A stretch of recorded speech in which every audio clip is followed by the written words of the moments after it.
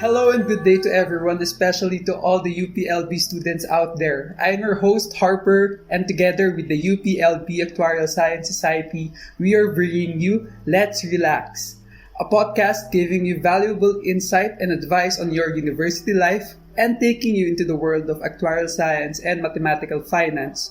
Welcome to our first episode. So before we introduce our guest speakers and our topic for our pilot episode, let us all first know our organization. What is UPLB-ACTS and what do we do? The UPLB Actuarial Science Society, also referred to as UPLB-ACTS, is an organization established in 2015 that seeks to embody the values of excellence, discipline, and camaraderie among students. Throughout the years, ACTS has been the home of applied mathematics students taking the finance mathematics and actuarial science track.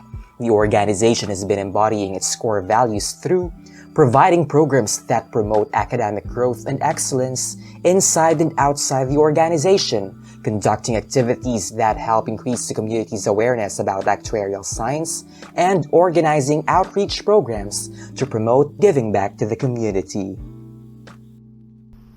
Now, in the history of our organization, this is the first time that we are having this kind of project and we are very honored. We all know that things have been rough for us since this pandemic started. Classes transitioned from physical to online and we can't deny that it has taken a toll on us.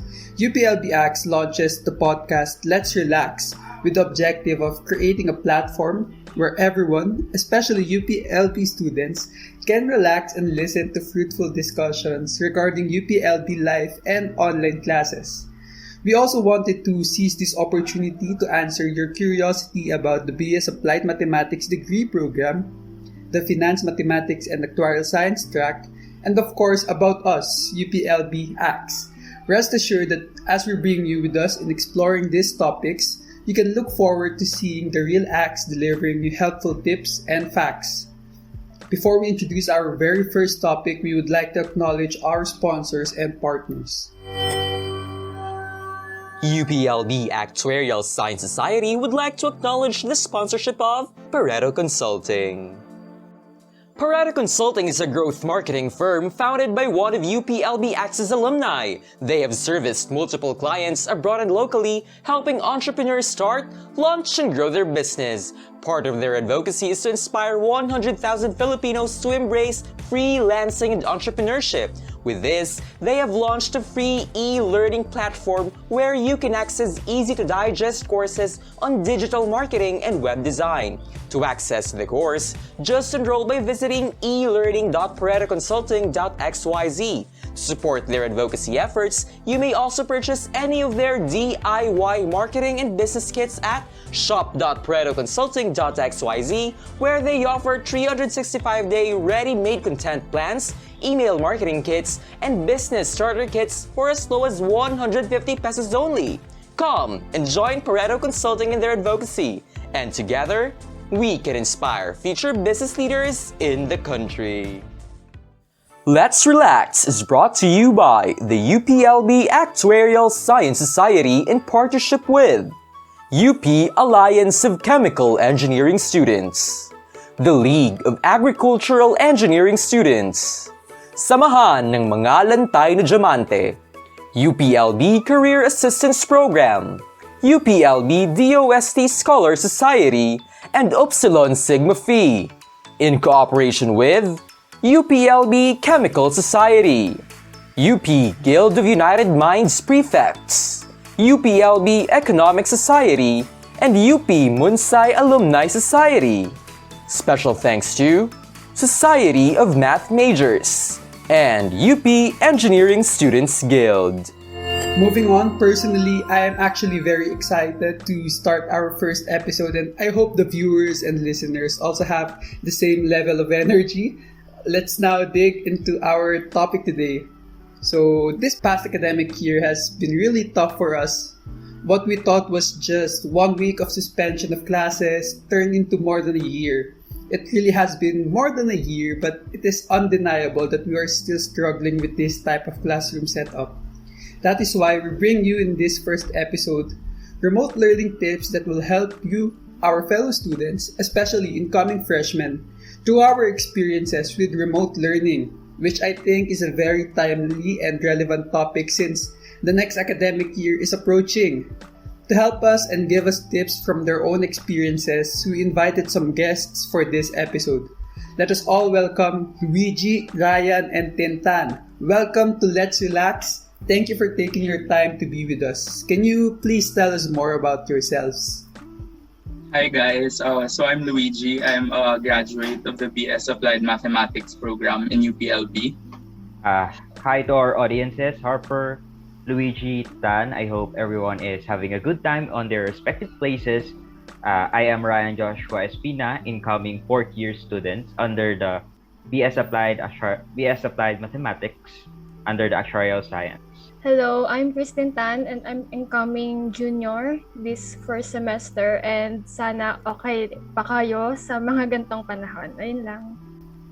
Okay, so today we're gonna talk about UPLB life and online classes. Well, the organization also conducted a survey to know what other people think about online classes and if they could give tips. Pero I would want to know kung ano yung experiences nyo personally. Kung what can you share about your online classes experience?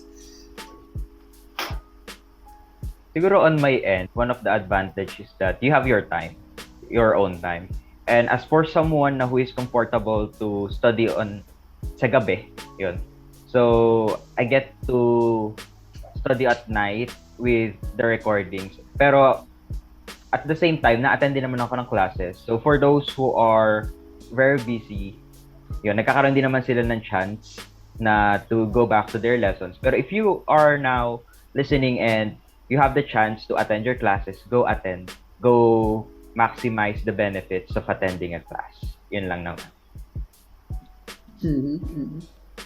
Well, for me, one of the advantages of online classes is that it's a greater opportunity for collaboration with your fellow students. For example, you have a problem set or a take-home exam. You're really able to discuss the problem with each other, think of different solutions. This is something we're not really able to do when we have face-to-face classes or exams in the classroom, since you really just study for yourself, and after the exam's done, you guys just talk about the answers. That's the only time you guys get to discuss.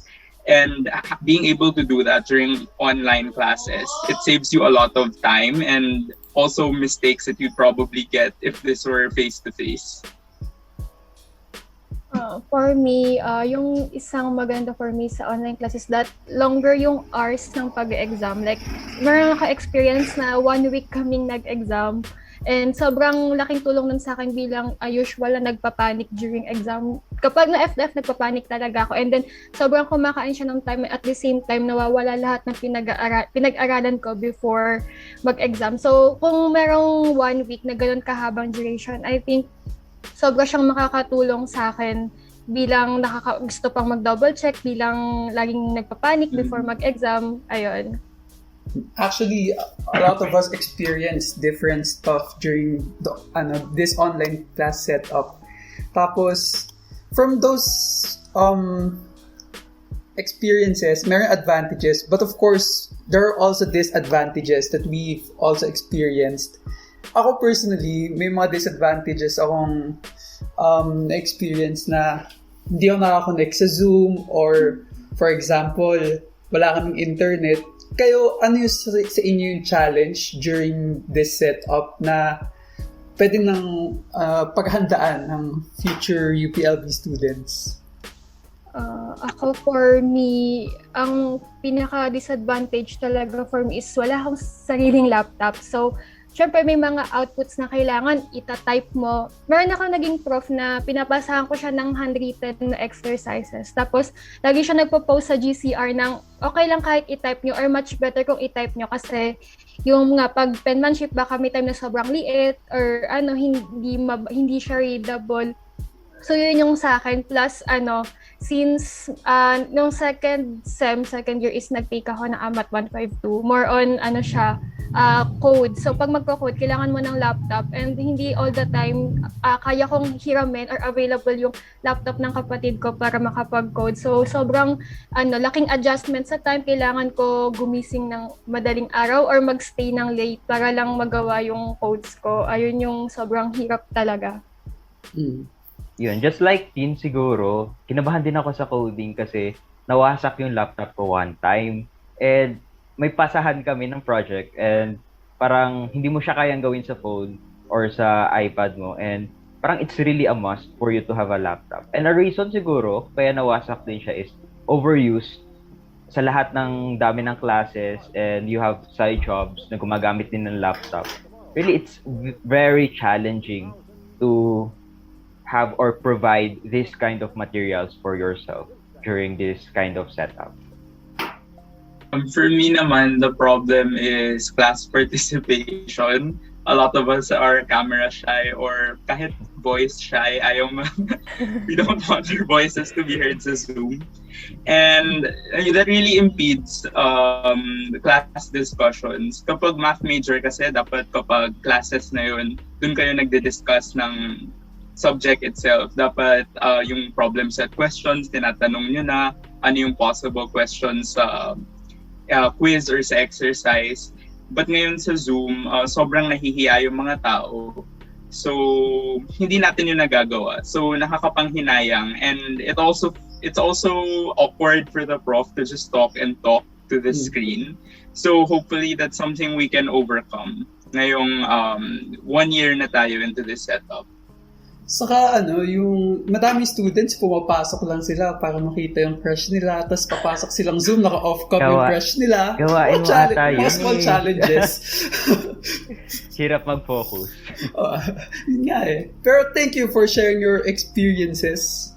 Moving on to help one another in getting through this next academic year, we have some tips from the respondents that we from the responses that we got from the survey on how can we really cope with the remote learning challenges. So for all the students out there, especially incoming freshmen, get ready to take down notes because we have a lot of tips for you from the responders and of course from us, yung mga personal experience sa amin. So let's start with tip number 1. Of course, notes, and ask for extra materials and old exercises. So, what can you say about tip number 1? Nako, gamit na gamit yan, especially if you're a math major. You really need to take notes or annotate yung mga binibigay sa inyong materials. Kasi with that, parang pag binalikan nyo siya, ay, ito yung sinabi ni prof. Ay, ito pala yung reason bakit naging ganito yung next step.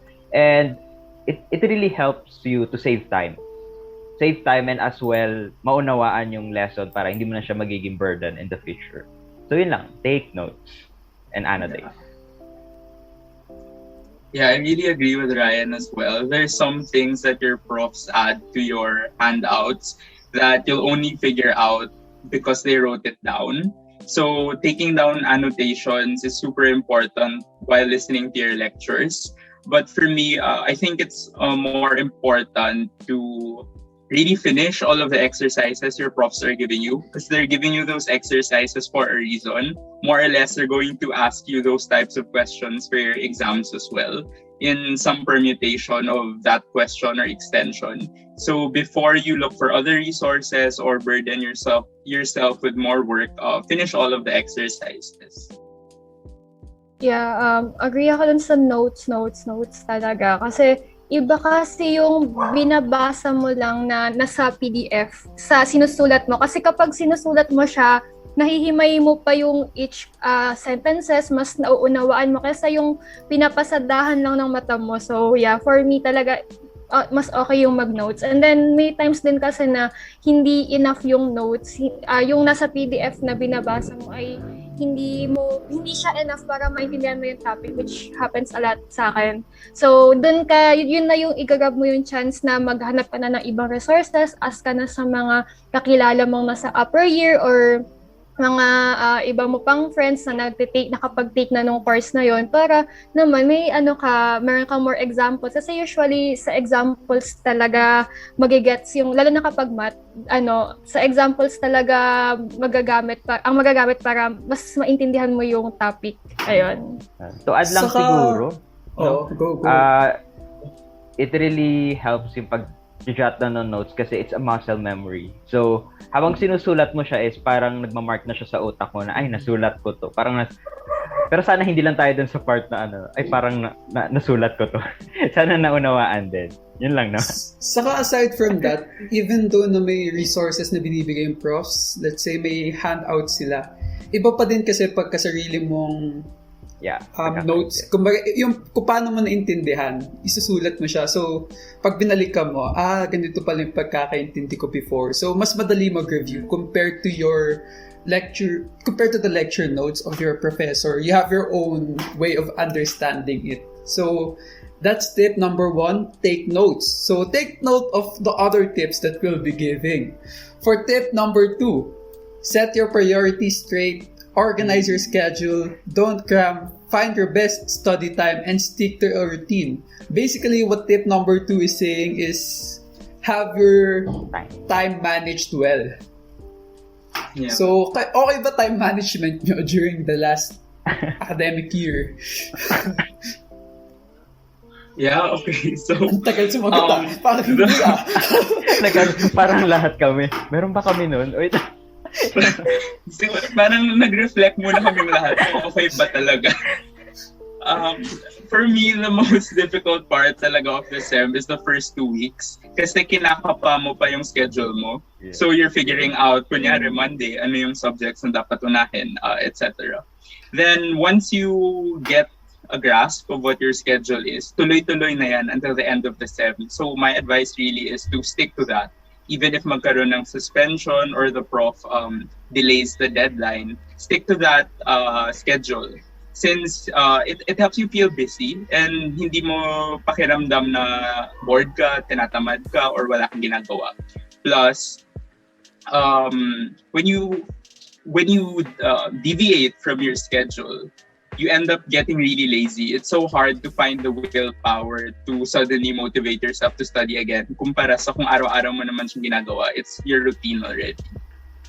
Oo, totoo. Yeah. For my end siguro, no, as someone na parang may side job, may responsibility sa org, and meron kang academics na hinahandle last semester, time management is really a must. And my technique siguro na pwedeng i-share sa inyo is for you to rank down kung sino yung pinaka-priority nyo and ano yung pinaka-madali at mahirap. Ako, I finish with the easiest one kasi I want that satisfaction na meron ako na-accomplish kahit onte. Legit yun. Parang namamotivate ka na, parang siguro kaya ko na yung next level. Yeah. Siguro yun lang yung tip ko. May sense of accomplishment di ba? Yes, may sense of accomplishment. Tuloy-tuloy na siya after that. Alam niyo ba yung feeling sa Google Classroom kapag nawawala yung... Grabe, pag nawawala yung mga, doon, yung mga assignment. Yeah. Parang birthday mo Parang birthday mo kasi parang pag nawala lahat Pag weekly mo titignan, shucks, wala na akong gagawin the whole week. So, either I can rest or advance reading, mga ganun. So, you have free time. Agree ako kay Kuya Ryan about i-rank mo yung difficulty ng every task na dapat mong gawin. Pero ako, ang ginagawa ko kasi, ang ranking ko doon is yung deadline. Meron kasi ako due ng Thursday, ng Friday, and then meron ding due next week na Monday and Tuesday. So from that, may due ako ng Thursday, ito muna gagawin ko. Pero kasi may mga cases nga na ang hirap nung Thursday, Friday, tas mas madali yung Monday, Tuesday. So, yung kapag gano'n, G ako kay Kuya Ryan. Kasi gano'n din yung ginagawa ko kapag hindi ko kaya yung lalawas sa weekend, unahin ko muna yung madali. Kahit matagal pa, at least, di ba, yung time na ilalaan mo for that part, free na, pwede ka na mag-relax or mag-advance ng pagbabasa, di ba? Saka usually kasi yung mga profs, meron sa kanila yung iba, sige lahat ng deadline sa dulo na lang ng SEM. So tayo, mindset, sige gagawin ko lahat yan sa dulo na lang ng SEM. So ayun, you have to manage your time properly na may deadlines yan ng parang soft deadlines and then meron yung deadliest deadline. So, ayun, let's try to really keep up with that. And for tip number 3, read in advance. So, bakit sa tingin, common naman na, let's read in advance. But why do you think is it an advantage for this kind of setup? Ang hirap kasi napapasok ka ng Zoom or ng Google Meet nang wala kang alam, ganon. Kasi usually talaga, di ba, yung mga lectures natin is first time pa lang nating matututunan. Tapos papasok ka nang hindi mo nagigets. So, mas maigi talaga na nagbabasa ka na in advance. May idea ka na kung saan tungkol yung topic. Kasi kapag nagsalita yung mga prof mo, tapos hindi mo binasa, parang, ano sinasabi ni ma'am, ni sir? Wala kang nagets. So, talagang much better talaga na, na pag-aralan mo muna, basahin mo muna, yon. Ayun, sa pagkakaalam ko din, kapag ikalawang beses mo na narinig yung isang bagay is mas nag-i-stay siya sa utak natin. So, it becomes, hindi lang siya short-term memory, but long-term memory. So, that's the advantage of reading in advance. So, maririnig mo na siya sa professor mo in a second time. And another is, you can clarify things na malabo for you. Kasi madami talagang things na unclear sa mga readings, ganon, or may mga solutions na parang super unclear, hindi masyadong na-discuss ng ayos. So at least maka-clarify mo siya on your end. Yeah, to pick up from where Ryan and Tin came from, kapag hindi ka familiar sa lesson and makikinig ka sa lecture for 1 hour, 1.5 hours, you're really gonna get bored. So if you know the lesson, at least it's gonna help you understand where the prof is, saan pupunta yung lecture. And an important thing we have to remember is that ang hirap mag-consult sa prof through email, especially if you're a math major. Like, how are you going to type all of your notations sa email? And the best time to do that really is during your sync classes. And the only way that you'll be able to ask questions during sync classes, like, yung questions na to dapat yung ano na yung lalabas sa exam, hindi yung paano pa mag-integrate from calculus. So, the best time to ask that is really during sync classes kasi nandun yung prof. Saka, kapag ka nabasa mo na in advance, hindi ka na nga mangangapa kung ano yung sasabihin ng prof. Pero yung gagawin mo na lang is, you'll try to remember kung saan nagbibigay ng emphasis yung prof during the lecture. Kasi, yung mga profs, di ba, usually may mga tinatanong sila for a specific topic and they ask those questions for a reason kasi they want us to think about those things. So, kung napag-advanced reading na tayo, masasagot na natin and malalaman natin kung tama ba yung sagot natin dun sa question nila. So, let's read in advance and let's be ready lang. Madami naman tayong time, hopefully.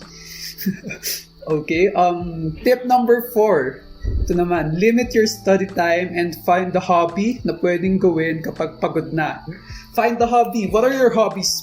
Kayo, ano yung hobbies nyo ngayong online classes? Ako, honestly, gaming talaga eh. Gaming? Before it was, ML, nag-ML ako in every break, parang ganun.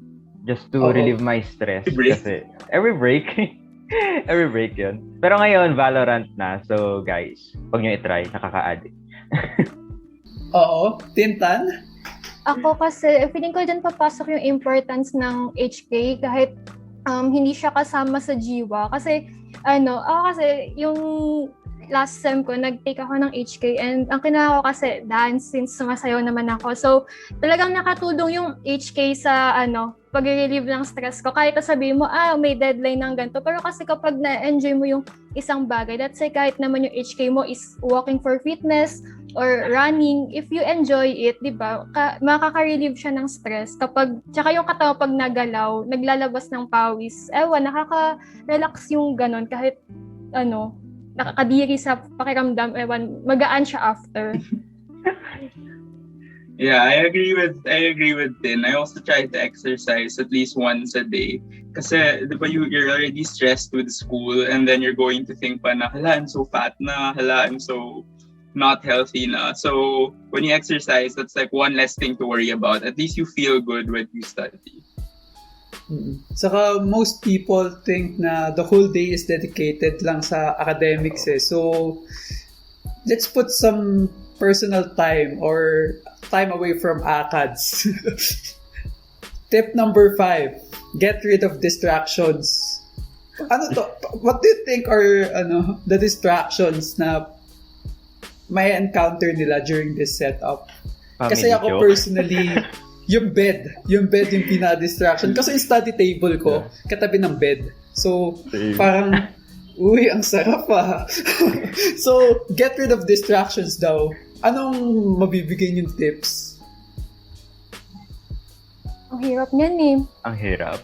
Kasi pag ako personally, marupok kasi ako, oo. Kaya, may mga bumubulong na, uy, mag-FB ka muna, silip ka muna ng memes, yung ganon. Kaya, feeling ko ang ma-advise ko, kailangan very firm ka talaga na no to distraction talaga, or much better kasi nasa-set naman yung phone mo ng naka-focus mode, ganon, or pwede mong i-shutdown. Kaso ang problema naman dyan, kapag ang phone mo yung ginagamit mo sa online class, ayan, dun talaga.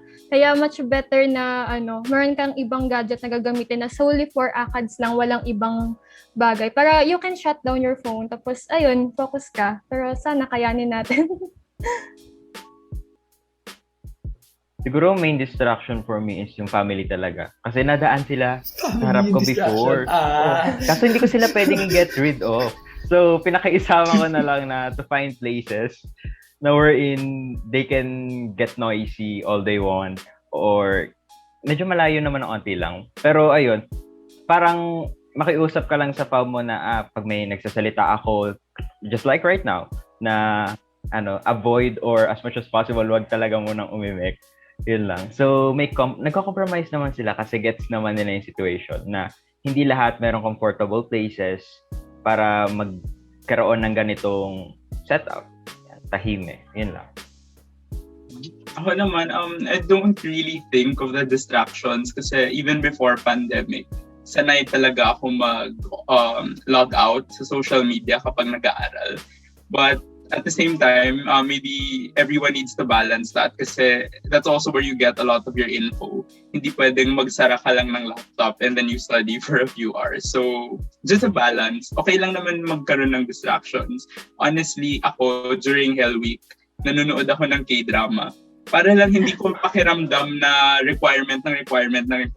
Or kapag nag-break ako, iniisip ko, oh my God, matatapos na yung break. At least I have something to distract me. Tapos, feeling ko tuloy ang bilis ng week na yun. So, it's really just a balance. Just to add lang siguro kay Kuya Luigi, no? Parang meron din akong sense na gano'n na parang siguro mga 1 to 2 items sasagot ako. Tapos after na to, pwede na, i-reward ko sa sarili ko, pwede ako mag-FB for 1 hour. Mga gano'n. So, 1 hour lang ba talaga? Hindi eh. Pero yun, at least you try to discipline yourself naman. So, tip number 5 basically is setting time to study. While tip number 4 is setting time for yourself. So ngayon, tip number 6 is create an effective storage system for your files. So, what are we creating naman dito? Management system? Meron ba kayong ganon on your files? Ako, personally, kapag lahat ng educational related materials, sa PC ko yan nilalagay eh. Kasi I want my phone to be my parang solely personal stuff. So pag humarap na ako sa laptop ko before, mag-aaral na ako. So ito lang dapat yung focus ko. So that's how I manage my files. Yan. Totoo. So wag ka maglalagay ng Google Classroom sa phone, tama ba? Kung kaya eh. Pero for notification lang ata yung Google Classroom ko dito. Okay din yung Google Classroom sa phone, di ba? Para ma-notify tayo kung may assignments. Yun lang yung purpose niya. Ako, yung tip ko dyan, yung storage system ko kasi, meron kasing mga exercises na kailangan handwritten. Ayaw ng prof ipa-type kasi baka magkopyahan. At least, pag sinulat, sure siya na na ikaw talaga gumawa kahit na possible namang hiningi mo, ganun. Pero ayun, ang problema kasi doon, yung pictures ko naghahalo-halo. Tapos yung Math 38 kasi, ayun, nire-require kaming isulat din pipicturean. Tapos naghahalo siya sa iba kong files na handwritten din. So, ang ginagawa ko is naglalagay ako ng folder ng pictures. Tapos, para kapag may exam, babalikan ko siya. At least, dun lang sa folder na yun, ito, nakalabel Math 38. Tapos, titignan ko yung mga sagot ko. Tapos, pag may corrections, nilalagay ko dun yung correction na, ito, mali pala to. O, ito, okay pala to. Ganun. For me, the only tip I can give, kasi hindi rin ako masyadong magaling sa pag-save sa computer, is to label properly. So, it just saves you a lot of time kasi kung maghahanap ka or tinamad kang mag-label ng maayos, iniwan mo lang ng Doc 1, then makikita mo na lang Doc 1 to 100 na yung nasa computer mo. Sobrang waste of time. So, just label properly. Siguro may extra tip ako. If you're not aware, the UP mail has free access to Notion Pro plan. So Notion Pro is like parang Google Drive siya, but you can also take notes there, put files, links. So it's really effective to manage your academic stuff. Para mas madali, parang pag may kailangan tayong balikan na topic, nandito to. And I think that's really important para less na dun yung iniisip natin, less na yung type paghanap. Ano nga yung name nun, Harper, ng sponsor natin? Hindi siya sponsor pero Notion. Yeah, Notion. It's an app. Notion. App or site din nata. Yeah. Both actually. Okay, so we're down to our last tip, but of course, it's not the least. Actually, I think it's the most important, but prioritize your mental health. So, I think madami kayong masasabi about this.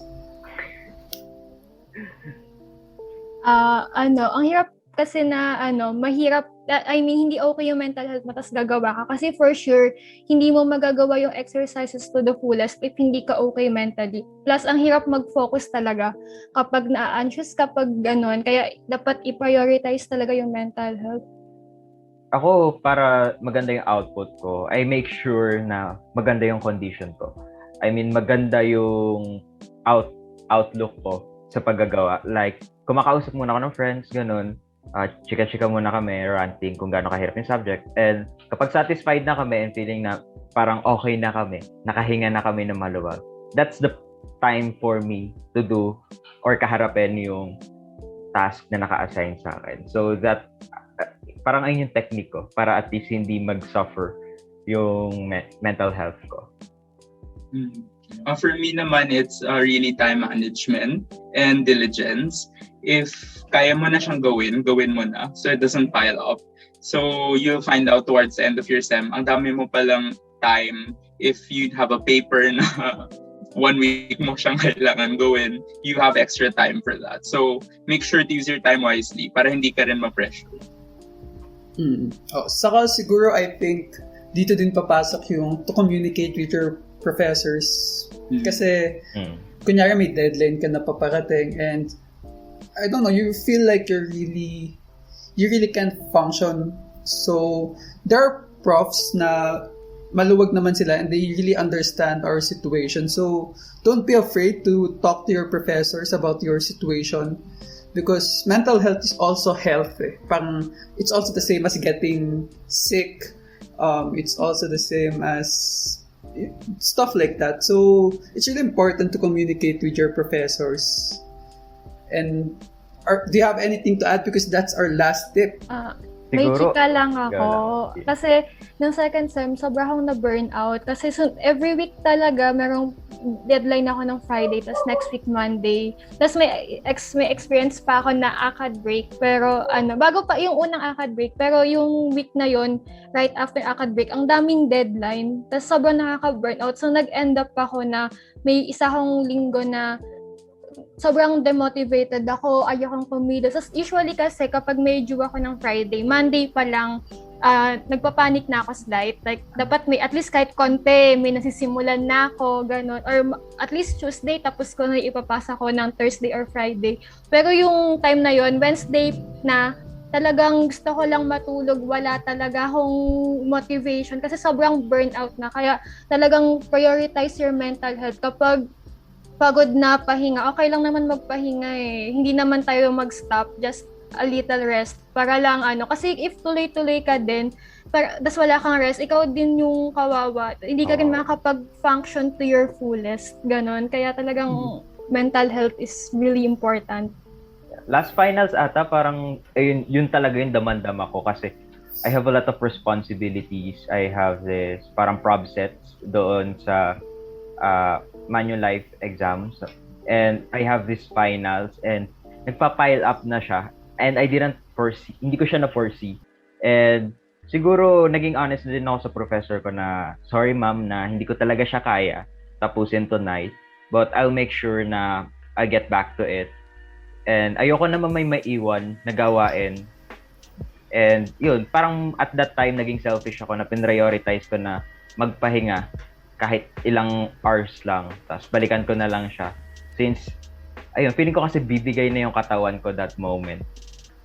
Yun. So, take your health seriously.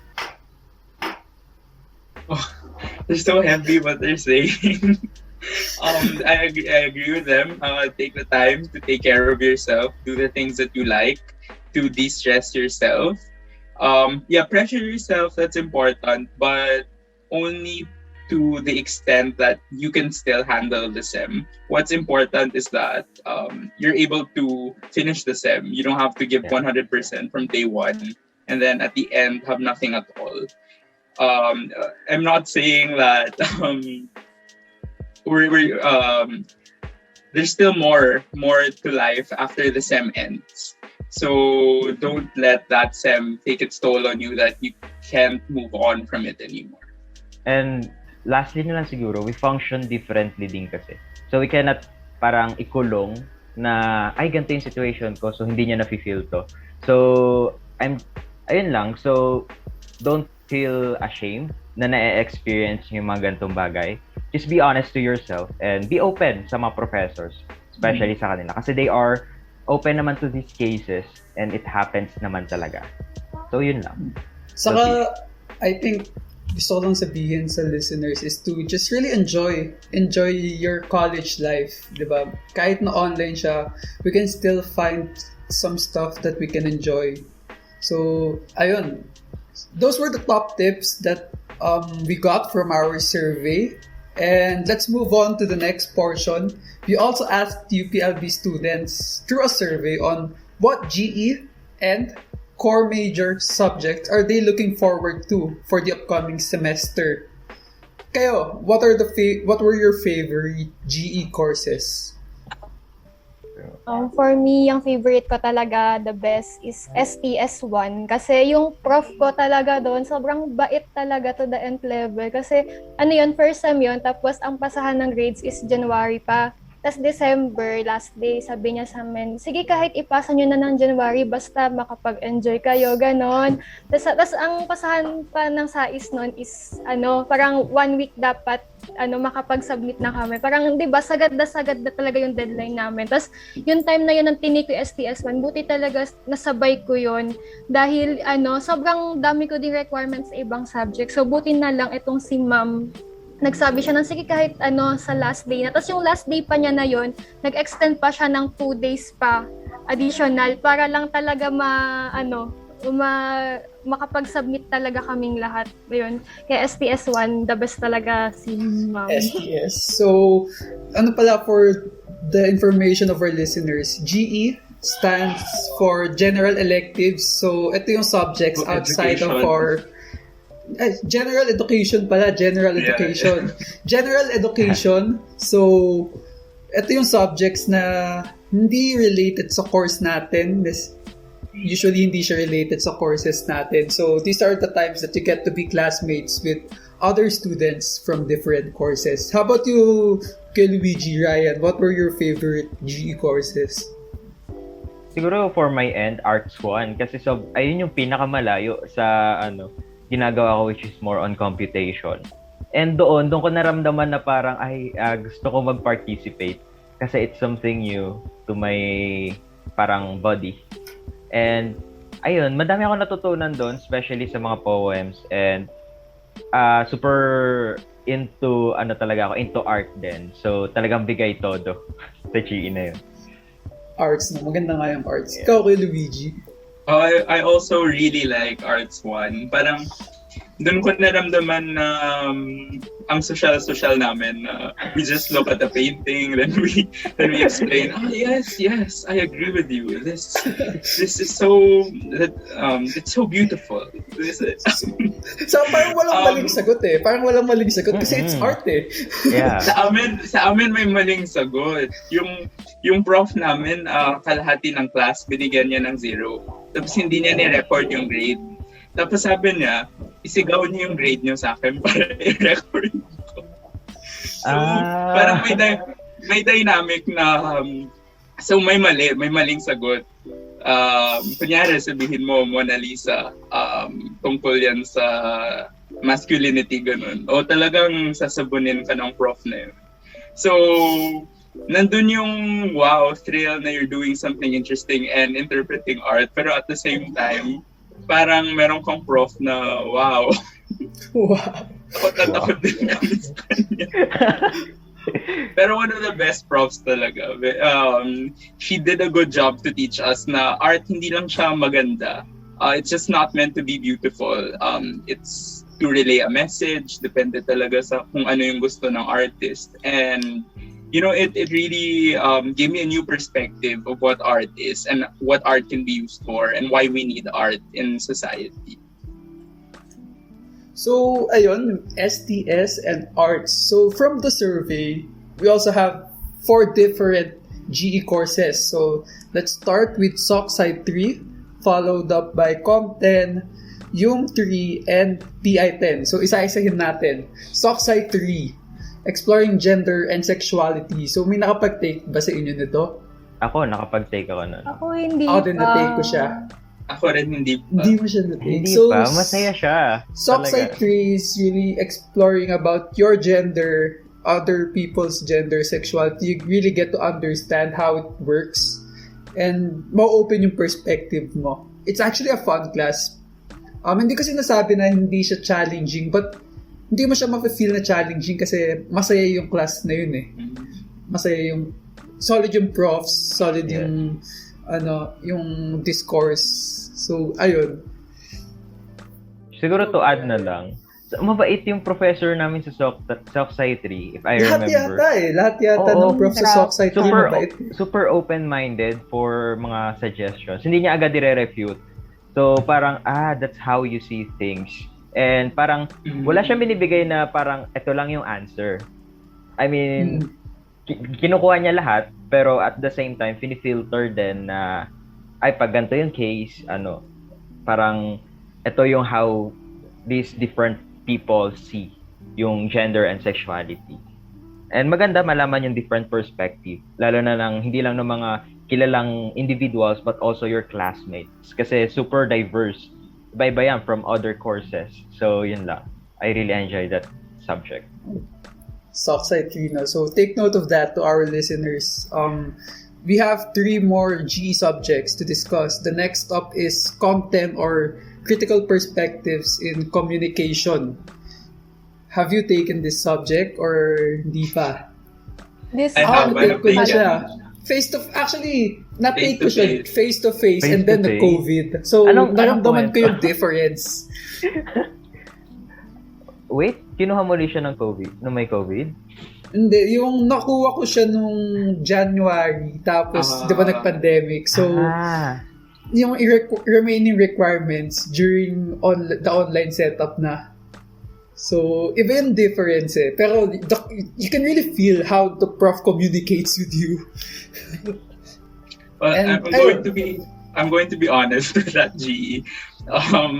I think that was a GE where I had a lot of batchmates or friends in the class that we would sit in the front row. And honestly, do not follow this kasi we didn't really read or listen. Basta masaya lang kami na marami kami magkasama dun. So, I don't really remember a lot about Com 10 kaya wala siya sa top ko. But I think it was really about different ways to communicate. That's all I can say.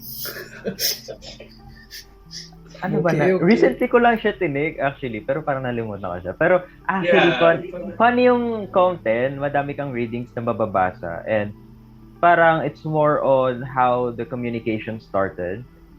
I remember, dalawa pa kasi yun eh. It's more on to the oral and the written one. And then, marami pang how it differs from the community level, the individual level, the religious level, and such. So, madaming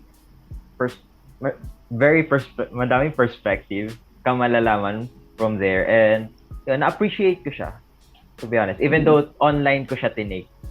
Yan, this online setup. Mahilig sila magpa-recite eh. Mahilig magpa-recite yung profs sa content, sa experience ko. Yeah. Step pala, if ever magpa-face-to-face soon sa UP, pag mag-recite ka, hindi ka tatayo. Kasi di ba usually sa high school, kapag ka mag-recite ka, you'll stand up. Pero sa UP, puka lang. Tapos yung prof yung nakatayo, puka lang. Tapos sasagot ka lang. So, pagka tumayo ka, freshman. Grabe yun. Ako may tip rin. Puro hindi matino yung tip ko dito. Kapag sobrang dami kasi ng reading sa Home 10. So, if hindi mo natapos yung reading or hindi ka talaga nagbasa, mag-volunteer ka na. Sagutin mo yung unang question ng prof. So, mukha kang matalino. Kasi, atat ka. So, hindi ka natatawagin. Tapos ka na, hindi ka natatawagin. So, that's the best strategy. Totoo lang. Actually. Drop the opportunity pag may nakita kayong question na super alam nyo. So, kunin nyo na yun. Huwag na kayo mag-hesitate na, ay baka hindi naman ako matawag. No, kunin nyo na. Yeah. Pero malaking tulong yung pagbabasa in advance talaga. At least you can get to converse with your professor. Na-apply na yung tips natin kanina. Na-apply na talaga. Sige, let's move to the next GE subject. So, tapos na tayo sa SOC Site 3, Com 10, and now let's have UM 3, Reading Film, TV, and the Internet. May nakapag-take pa nito sa inyo? Oh, no, I haven't.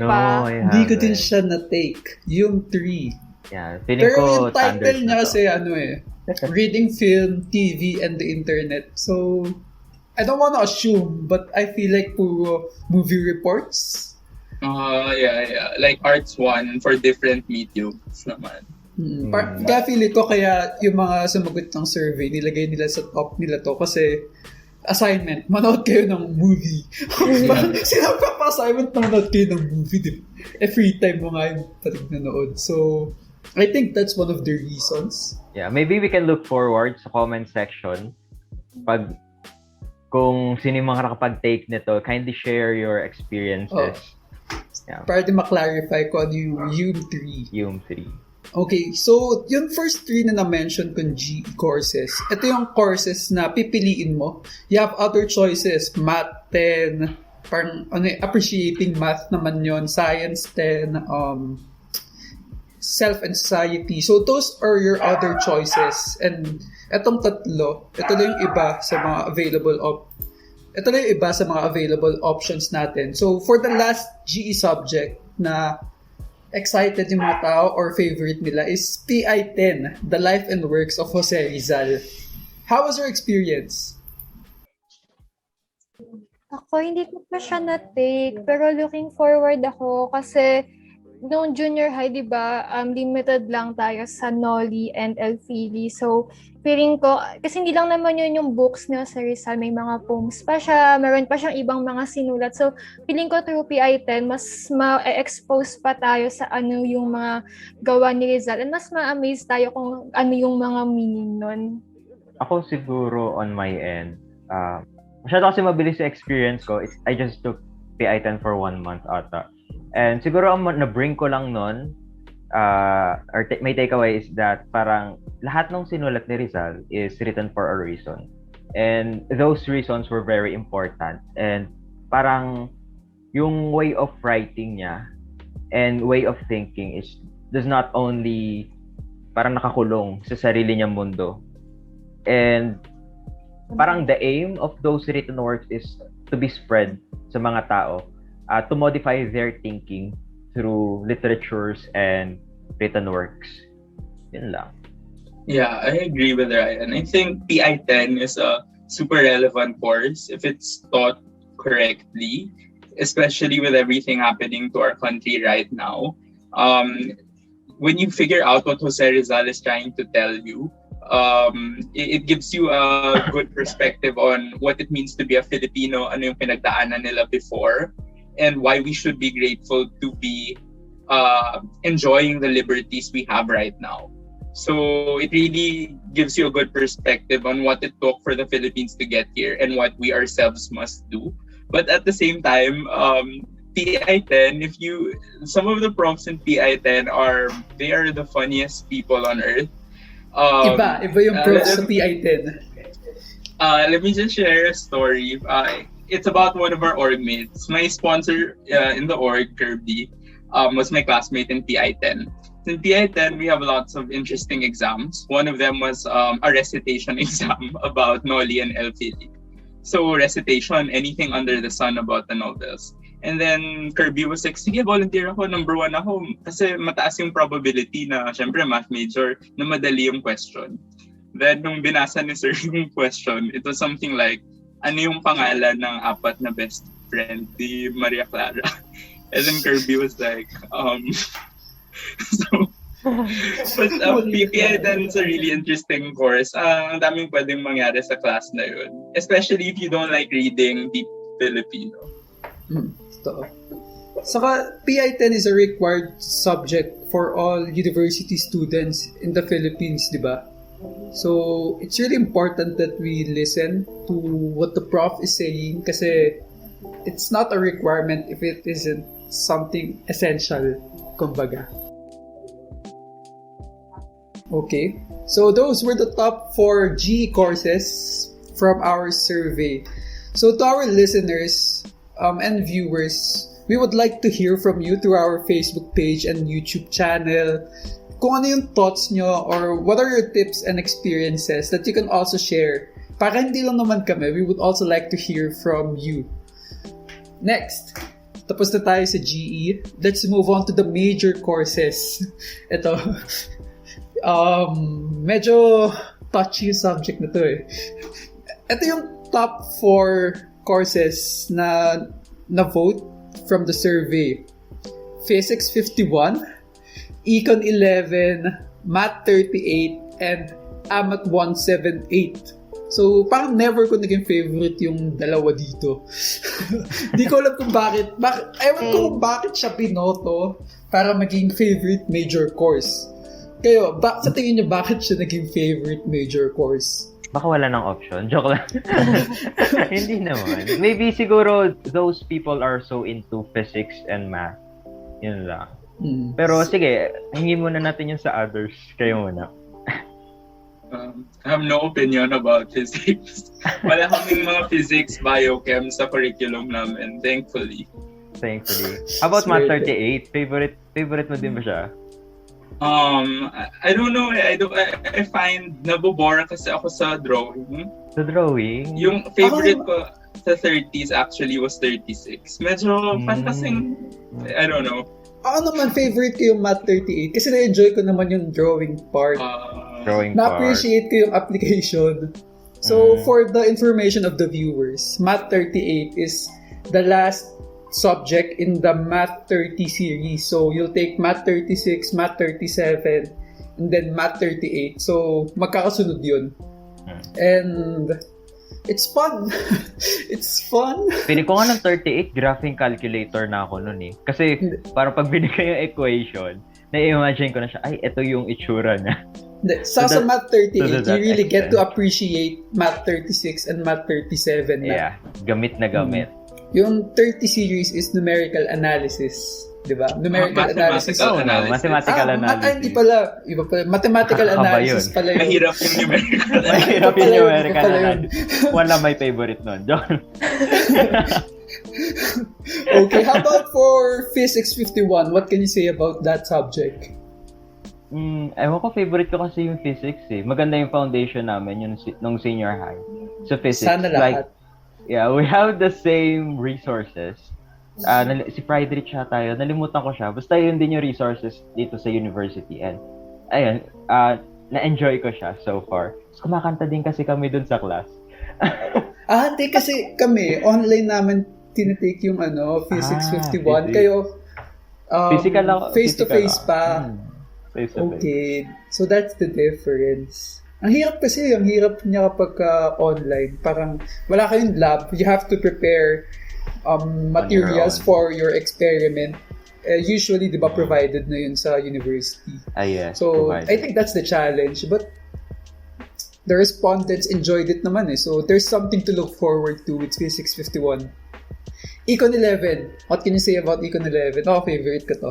Hindi ko pa na-take yun eh. Enjoy 50-50. din. 50-50, joke lang. Hindi, enjoy din naman yung Econ 11 kasi you get to know a lot of economic terms. For me, economic terms talaga yung nag-mark sa akin. Kasi nung nagkaroon kasi ng webinar last time and I was able to catch up, nagulat ako, sabi ko, oh my God, nagigets ko yung sinasabi ni speaker. Kasi aware na ako dun sa nangyayari sa mga demand and supply. So, that's the benefit of it. Taking Econ 11 even though you're an applied math. So Econ 11 is general economics, tama ba? General Yes, economics. it's general economics. GE siya, GE tuloy. General economics siya. So, hindi lang Econ yung nagtitake, hindi lang applied math. There are actually other courses taking Econ 11. We have development communication students, Nutri, forestry. Madaming estudyante na nagtitake nito. And you really can't think bakit sila nagtitake ng Econ 11? Paano na-apply to sa courses nila? And you really get to appreciate Econ more because of Econ 11. That's my experience. Kayo, may i-add pa kayo? Or gusto niyo na pumunta sa favorite natin? Yung AMAT 178. Wala naman. Interesting naman talaga ang Econ 11. I agree with what Harper and Ryan said. Feel mo talaga kapag may headlines sa news, alam mo kung yung sinasabi nila kapag inflation or price index. But Econ 11, I think it's not as math heavy. It's really understanding concepts. So don't be surprised then kapag it's not like your typical math courses. It's more of understanding. Actually, parang more on common sense lang siya eh. For me. Siguro magagamit. Pag bumaba yung demand, tataas yung ganito.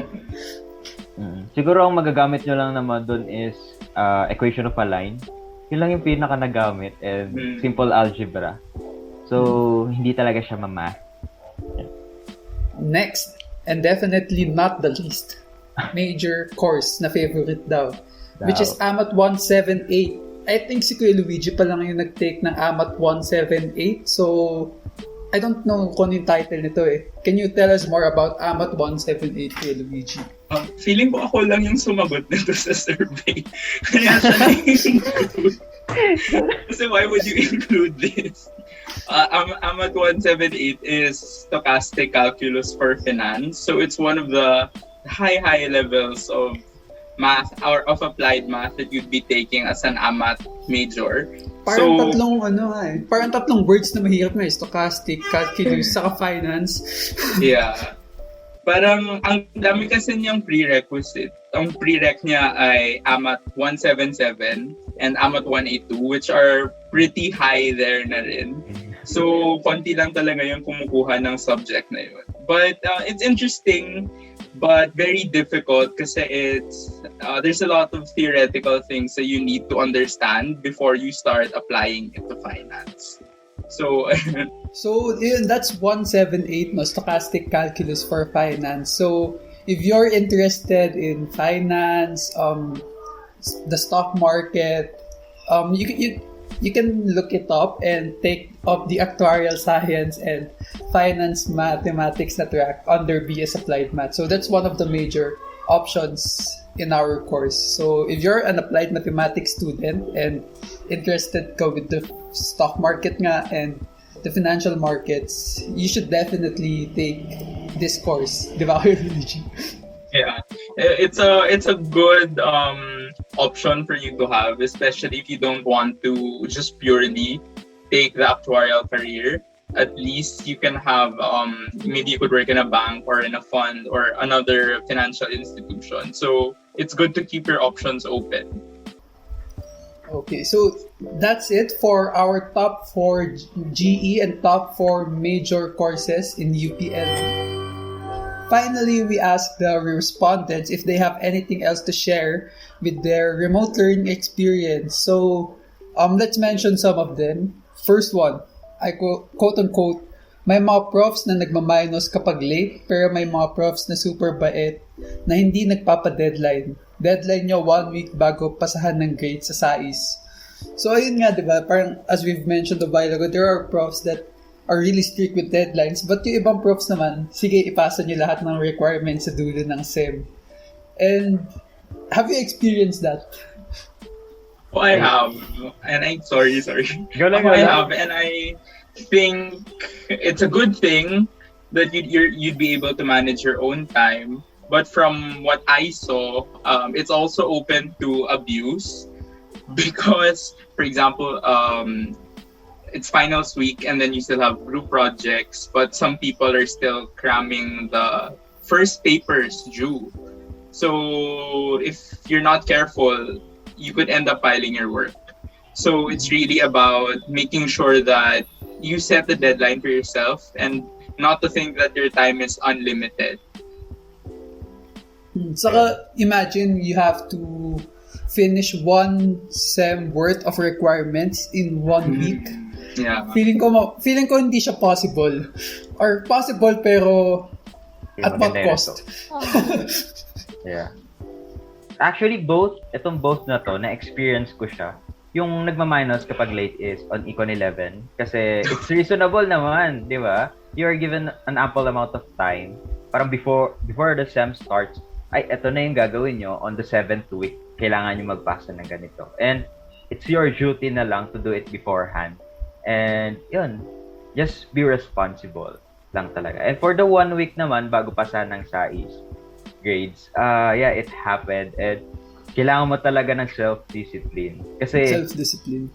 Don't take this for granted. Kasi, assume mo na sa dulo, madaming mga unforeseen na idadagdag yung professor. So, as early as you can, kung kaya mo naman siyang gawin or na-discuss na yung topic tapos pwede mo nang tapusin yung problem, then go on. Kasi mas maigi na natapos mo siya na maaga and you have that luxury to relax yourself kasi tapos na ako eh. So, bahala na pag may dumagdag. Kawawa din yung profs, guys. Kapag tinapon nyo sa kanila lahat ng load and then 1 week before SAIS, dun sila mag-check. Let's see na lang kung ano yung grade. Oo nga. So, consider nyo din yung professors nyo. Okay. So, quote number 2 from our respondents, quote unquote, don't be afraid of approaching your professors. They're also trying their best to teach you and provide you the best way you could learn. If you're scared to ask questions during lectures, you could email them about it. What can you say about this? Agree ako dyan. Kasi yung mga prof, magigets talaga nila yung current situation natin na hindi lahat pinagpala na merong laptop, hindi lahat pinagpala na stable yung connection. Kahit naman sabihin mong may wifi na, for example, yung postpaid, ganun. Di naman kasi lahat ay mabilis yung internet kahit na ganun kaganda yung wifi. So, magigets nila yon. And chika ko na din yung experience ko nga. Ayun. Kasi nga, di ba, wala akong laptop. Tapos may exam kami ng 152. Ayun. Tapos yung 152, codes nga siya. So, kailangan ko ng laptop. And then, during that time, yung ate ko kasi high school teacher, grade 10. So, kailangan niya mag-klase. And yung class niya is from 9 a.m. to 5 p.m. Yung exam ko is from 1 p.m. to 5. So, sabihin, makakapag-start ako after, last, deadline pa. So, ang ginawa ko, nag-email ako sa prof ko. Sabi ko, sir, sorry, in-explain ko na ganito yung sitwasyon ko, na wala akong laptop, nangihiram lang ako. And then the good thing, sobrang bait ni sir, pumayag naman siya. And ayun, sabi ko kahit until 11:59 ngayong gabi, try ko magpasa kahit na hindi ganun ka-stable, plus wala akong laptop. And then, ayun, pumayag siya and sobrang bait niya. And at the same time, yung pakikipag-usap ko na yun, instead na possible naka-zero ako or may minus ako sa exam na yun, nakakuha pa ako ng magandang grades. Kaya wag kayong matatakot kasi magigets at magigets talaga nila yung situation nyo. Okay. For me naman din, I think it's better then to ask your prof during the lectures instead of waiting for an email or instead of messaging them through email. Kasi mas madali may explain ng prof kapag through the lecture. So don't be shy. There's a reason why nag-synchronous classes yung profs, especially with math. Kasi ang hirap mag-explain ng solutions through email. Mahirap mag-explain on how you got from this point to this answer. So, I think that's one thing. Wag tayo mahiya. And also, let's take advantage of the consultation hours that the professors have. So, for their listeners, yung mga professors natin, at the start of the SEM, they will give you their consultation hours. So, kunyari, Tuesday, 1 p.m. to 3 p.m. So, that's their consultation hours. They actually get paid by the university for them to answer inquiries, for the students to consult with their subjects. So, ayun, it's free to consult with your professors. And I think matutuwa pa sila kapag may student na nagko-consult sa kanila kasi feeling nila, okay, may concern pala talaga yung student sa subject ko. Yeah, definitely communication is the key. That's one of the biggest ironies ngayon. We have so many methods to communicate, but there's still so much misunderstanding or things that we fail to say. Just trust us, guys, that your profs will really try to be understanding of you, but you need to make sure to have put the effort at the start to tell them what you need, how can you be accommodated, what concessions you're willing to make, and don't be afraid to take the opportunity. Sometimes we don't have that confidence or we're afraid to be wrong, but that's not wrong to be wrong. What's wrong is to be in the dark and not be informed and not be corrected. So always take the opportunity when it's there, because when it passes, that's the worst. That's actually the biggest mistake you can make. Mm-hmm. So ayun, communication is really key. Now for our third quote unquote, wag ma-pressure sa classmates na nagpapasa within the suggested deadline kung nag-assign naman ng prof ng deadliest deadline in the first place. Iba-iba tayo ng pacing, lalo na sa self-learning and setup natin ngayon. Hindi lang ikaw ang slow learner. Ako rin, huhu. Kung saan ka mas nakakahinga ng maluwag, stick to it lang, hehe. Yun, end quote. Ayun, what can you say about the deadlines and kung paano yung mga kaklase mo nakapagpasa na tapos ikaw, ibang excerpt pa yung ginagawa mo? Actually, mafe-feel mo din naman talaga sa UP yung pressure at the very start kasi it's full of parang mga students from different high school na puro mga valedictorians and such, and parang they are so competitive. Pero to be honest, yung mga pagpapasa na yan, lang yan, yung sarili mo lang talaga, yung kakompetensya mo. If you will be able to deliver or ma-produce yung mga kailangan mong ipasa at your own pace at a given deadline, na pasok naman sa deadline, it's okay. Kasi if you're going to rush things without any quality, it's useless. Kasi yung time or yung speed ng pagpapasa, it doesn't matter, but the quality you offer to your professors is what matters talaga. So yun lang. Make quality work. Saka I think iba-iba din kasi tayo ng schedules din. I mean, we all have the same deadlines, but we all have different lives.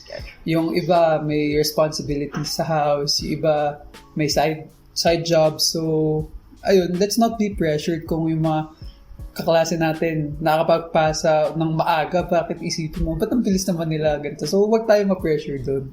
As long as we get to submit before the deadline, there's no problem with that. Mhm. Next, quote-unquote, it's okay to fail but don't give up, and I hope you're failing in things you love instead of winning on things you don't. Wow. P.S. My friends once told me, pagpasok ka pa lang sa UP, hawak na ni Lord ang sablay mo. So it's all about it's all about doing the things that you're passionate about din. Like at least diba, you're doing the things that you love. Wait lang, side note. Anong ibig sabihin ng what does the sender mean by hawak na ni Lord ang sablay mo? Sabi, papasok ko pa lang sa UP, hawak na ni Lord ang sablay mo. I think what's the interpretation of that?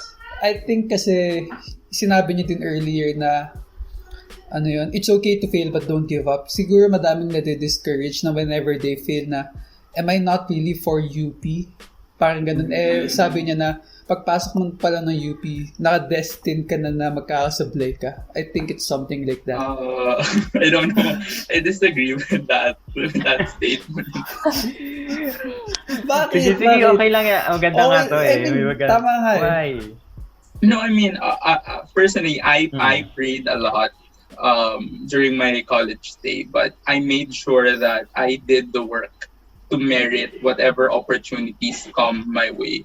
So I think it might give you a false sense of security, saying that it's all in God's hands. Yes, God will provide it, provided conditional probability that you put in the effort. It's really a lot about you as well. So I think our sender knows that naman, no, na you really need to put effort din naman. It's not just Lord's work. So and biblical din kasi yung faith without work is dead. So if you have only the faith na hawak na Lord yung sablay mo but you're not doing anything, edi wala din kasi.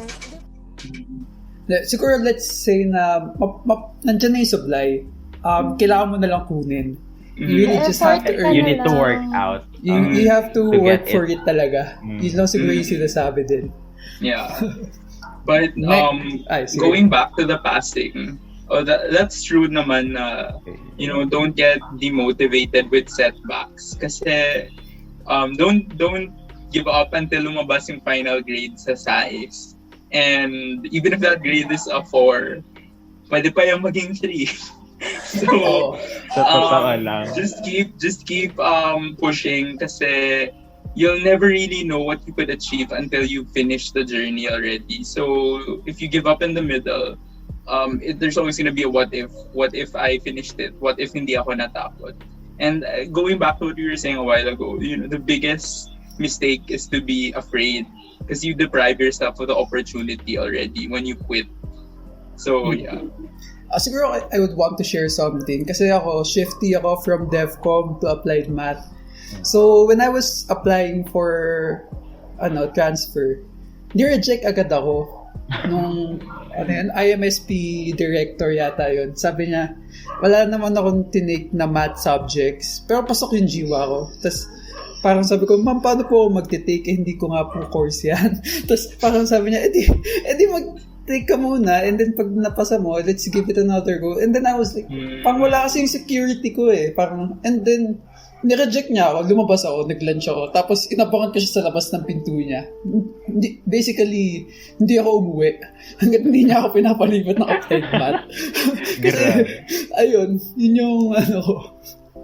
So, ayun, if you really want something, there are always ways na makukuha niyo siya. Magchika na din ako na experience ko yung don't give up talaga. Totoo yon kasi yung AMAT 170, doon talaga ako super nahirapan nung last sem. Tapos, yun din yung naging reason kung bakit dapat mag-AS ako na major pero hindi ko tinuloy kasi sobrang ang hirap niya talaga for me. Hindi ko rin alam kung bakit. Nag-notes ako, nag-aaral ako, and everything naghahanap ako ng iba pang resources, ng iba pang example online. Pero wala talaga. Tapos, yung first exam ko, score ko is kalahati lang ng total items ng exam na yun. Tapos yung quizzes ko pa, walang pwedeng humatak pataas. So, talagang, sa kulo, anong gagawin ko? Tapos, parating na yung second exam, tapos, hindi pa rin ako nakakapag-aral or may mga sinasagot naman akong mga example problems sa internet, mali. So, nagpapanik na ako na parang gusto ko na lang i-drop. Tapos, nag-consult ako sa ninang ko, yes. Shout out kay ninang at sa mga kapatid ko, yes. Ayun. Sabi niya, don't give up hanggat hindi pa tapos, hanggat wala pa, push mo lang, at least inilaban ko, di ba? So, edi inilaban ko, aral ako, ganun kahit na feeling ko ang bobo ko talaga, push lang. Tapos, dumating yung exam, nagsagot ako, tapos talagang in-effortan ko. And then, at the end of the day, nakakuha ko ng magandang grade. 2 lang yung nakuha kong mistake. Tapos at the same time, may bonus pa ako kay ma'am kasi yung mga sa org na, nood ka ganito, nood ka ganyan, bili ka ticket, ayun, nakakatulong yun, kaya bili kayo. Ganun, kaya, yun, from that, 5 standing ata ako o 4, from that, naangat ko siya at hindi lang 3 yung grade ko. Mas mataas pa sa 3. Kaya talagang, nasa dulo talaga yung plot twist, kaya wag yung i-give up talaga. Hold on lang. Same experience, grabe, from the 170 series. From the very start. Parang, we started 20. Tama ba, Luigi? Around 20 tayo. Something like that. Oo, tapos, we end up ilan? Parang, siguro lahat ng month. Oo, first week pa lang, nawala na yung iba. Shock kami. So, let's inform the viewers kung ano ba yung AMAT 170. So, AMAT 170 is all about theory of interest. So, you're going to deal with more on annuities, more on loans, amortization schedule and such. So, ayun, kami, tapang lang, sige, go lang. So, pinush namin. Actually, what motivates me is, yung first exam namin sa 170, we were able to get to the top 5. Kami mga kids. So, sabi na, ay, ang saya. Pero sa dulo, medyo challenging na siya. And, ayun, though yung grade na nakuha ko doon is hindi masyado mataas, pero parang you just push yourself until the end. Even though parang ang liit ng chance mo na pumasa, talagang go lang. Hanggang buong 170 series, 171, 172, and such. Parang, naku-question ko yung sarili ko, kaya ko pa ba? Tutuloy ko pa ba siya until the end? Gulat ako dyan kasi akala ko theory of interest. Sige, finance math medyo. Akala ko principal times rate times time lang. Akala ko ganun lang, no? Hindi pala. Ang dami pa ng formula. Yeah, actually, doon ko na, for those senior high na nagte-take ng Gen Math, actually, doon yung marirealize, ito pala yung mga pinapasaulo sa aming formula. Nung Gen Math, na, ito lang pala siya. Ito yung reason ba't ganito yung form ng formula. And, ayun yung mga appreciations na take away ko from that subject. So, yeah. But since people are talking about 170, just for the viewers, don't be scared of 170. There are really lots of subjects in MB that weed out the people who aren't as prepared. So, mga subjects in like Math 101, for FMAS, it's AMAT 170. But if you really get an appreciation of it, you realize how important annuities are when you get to insurance. So, don't be afraid and just trust the process. Wow, final. Just trust the process, and then try to make real connections with real life. See the subject with how it's applied in real life. Like an amortization is like how often you pay your car off. So don't be afraid of it. A heads up lang hindi na lang siya for FMAS. Even biomass. Saka mga majors.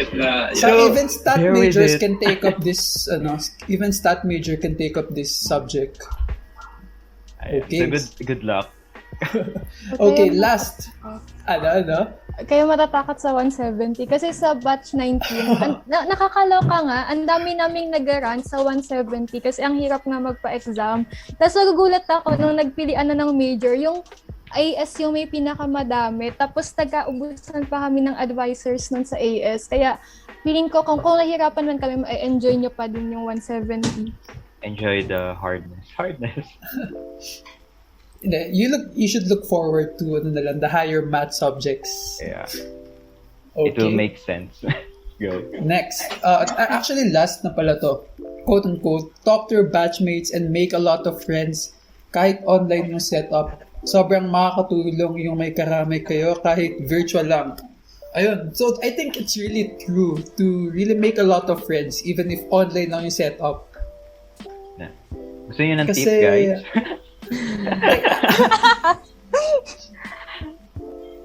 Sige, Harper. Ano yun? Ano? Ano yun? Hindi, may tip kasi sana ako sa kanila for our listeners. Ano ba yan? Ano yung tip mo? And actually, I think it's hard for everyone to make friends in this kind of setup. No? Kasi, hindi po kilala and usually hindi pa sa synchronous yung classes or offline lang, di ba? So, hindi mo talaga nakakausap yung classmates mo. And ako, for my personal experience, shifty ako. So, wala akong kilala sa bago kong course no face-to-face. So, from that pa lang nahirapan na ako. But, I joined the org, UPLB and yeah. and I really got to... shirt ako. Pakita yung seal shirt. Yeah. Tada. Guys, yan. Magkakaroon kayo nan, pag sumali kayo. And then I really got to talk to people who are taking up the same course as na parehas sa akin, and ang laking tulong niya kasi may mga subjects kang hindi mo maintindihan and they are there to help you, and not just with ACADS, even yung mga rants mo sa buhay mo. Mahalaga yun na may friends kayo during this online setup. Yun lang naman yun sa akin. Just like Harper said. Baka may ma-add kayo. Baka may ma-add lang kayo. Sali kayo sa ACTS talaga. If you're an applied math student, so take time to know the organization. And ayun, one of our agenda talaga is to boost your academics and as well to have this kind of relationship at which parang you get to have another extension of your family. And for me talaga, parang if I have rants, I go to my batchmates, then we go rant talaga with each other na, napakahirap ng ganitong subject, and ano ba yung pwede natin gawing compromise as a batch, and we get to discuss things. And ayun, hindi ka nahihiya mag-open up na nahihirapan ka sa isang bagay. Kasi siguro that's one of my insecurities before, na parang bawal ako magpakita na nahihirapan ako kasi parang that's my image na gusto kong i-implement. Pero no, you really have that kind of connection with them na parang okay lang mag-open, okay lang maging vulnerable, and they are there for you to help. Yeah. Saka ma-realize mo, hindi lang pala ako yung nahihirapan. Madami pala kami. Parang that kind of feeling na okay, it's normal pala. It's normal to be challenged by this subject. Okay. Testimonials ko lang sa pagsali talaga ng org, kasi yung nag-release ng results sa UPCAT sa mga circle of friends ko ng senior high, ako lang yung lumusot ng UPLB, which is sad kasi parang mag-go ako doon ng solo lang. So, ang ginawa ko, sumali ako ng org, sumali akong ACTS, and then doon ako nakatagpo talaga ng friends na talagang doon ako nag-rant. And hindi rin siya, doon ko din na-develop yung personality ko. Parang from dati na sobrang shy ko makipag-friends. Ngayon, dahil na in-encourage nila ako na, uy, sige, i-chat mo yan, kausapin mo yan, diba? From that, hindi lang yung org yung nagiging friends mo. Nagkakaroon ka din ng friends na outside sa org dahil lang sinasabihan kanila na, ikumustahin mo siya, i-chat mo siya, diba? Kaya, sali na kayong org. Ayun lang naman. That's it actually for our episode for today. We now have almost come to the end of this podcast. So we thank you, speakers, and of course the respondents sa survey for sharing your experiences. In this way, we are able to show support to our fellow students and be united with them virtually in these trying times. But before we end, we offer you an exciting segment of our podcast, and it is Game Time. Our game for this episode is 2 Truths, 1 Lie.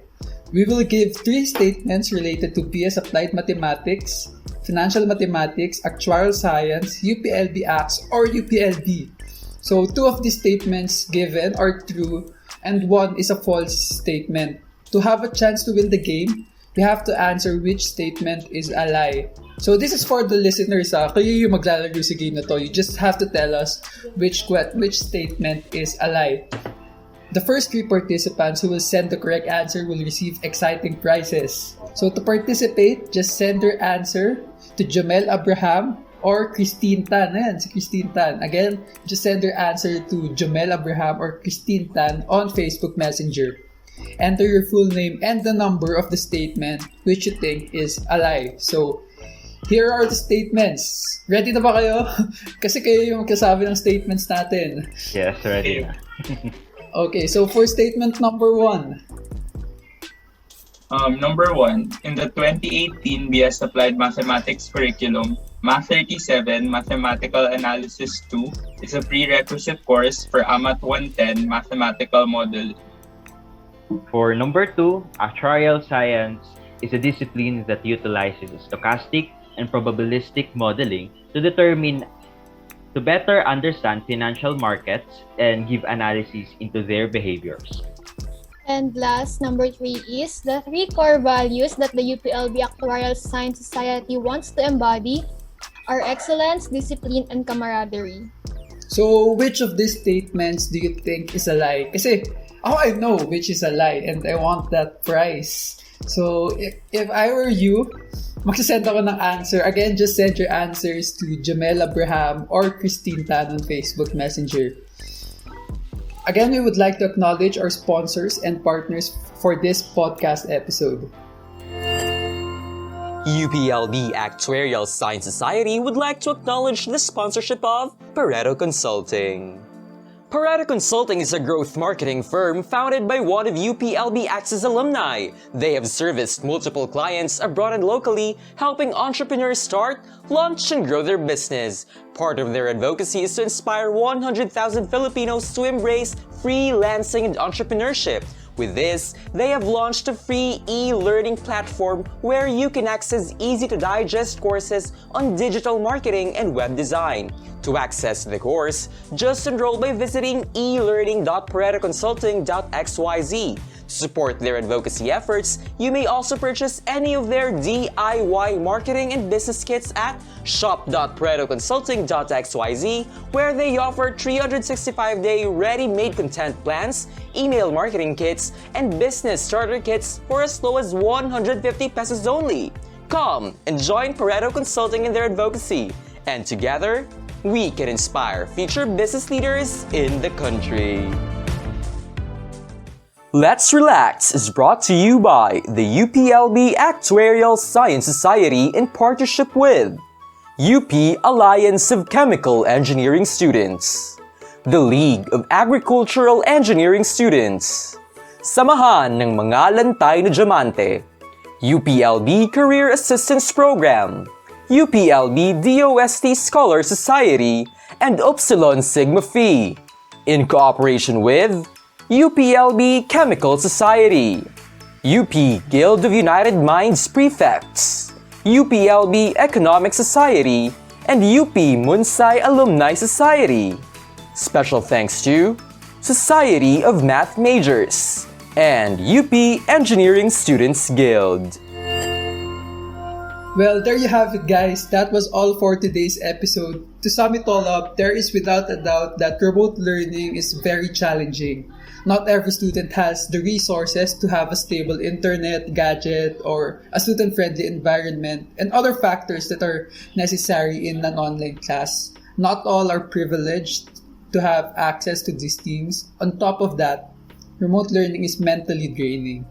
There will be times that students will go breakdowns, students will undergo breakdowns, and you'll feel that you're really burned out. So that ongoing pandemic also adds up to all of the stress that students are dealing with. Handling all of this, let us not forget to always prioritize our mental and physical health. A while ago, we presented different tips and techniques to help you survive online classes. Recalling some of these tips, these include organizing your schedule, sticking to a routine, taking down notes, reading in advance, and more. There are a lot more different and helpful tips for us to try. As the new semester is nearing, try to find the right approach that suits you and will help you conquer remote learning. We've also talked about the top GE and major courses that students are looking forward to take. We hope we help you to know all of these courses and what it's about, what it's good about. We also hope we gave you an idea of how different professors handle these courses based on our encounters and experiences. Remote learning is full of adjustments, not only to the students but also to our teachers. One remote learning tip for you is don't be afraid to approach them. Don't be hesitant about asking them questions.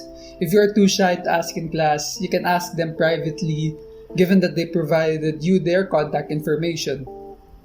As long as the remote learning setup is carried out, there will be a lot of compromises. Everyone will adjust to keep up with this learning delivery. Don't feel pressured by other people's accomplishments, but focus on yourself and your goals. Even though it is hard, let us not forget to enjoy these experiences. Meet new people and make friends with your classmates. Having some you can relate to can be very helpful, like UPLB acts. So, if you want someone you can hold on to, Acts always has your back. Now, before we end this episode, we would also like to thank our guests for today. We are really honored and thankful for having you here with us. You helped us a lot in making this pilot episode a success. So, before we end, do you have anything else to say to our viewers? For my end, siguro, you're too young and I enjoy your freshie days kasi it's the most remarkable day of your life when you enter the university. There are a lot of happenings na nangyayari sa freshie days mo pa lang and i-treasure mo yun and hopefully you'll get to experience yung mga sinasabi namin kanina and ma-take note nyo yung mga suggestions namin for you to effectively enjoy yung online setup natin.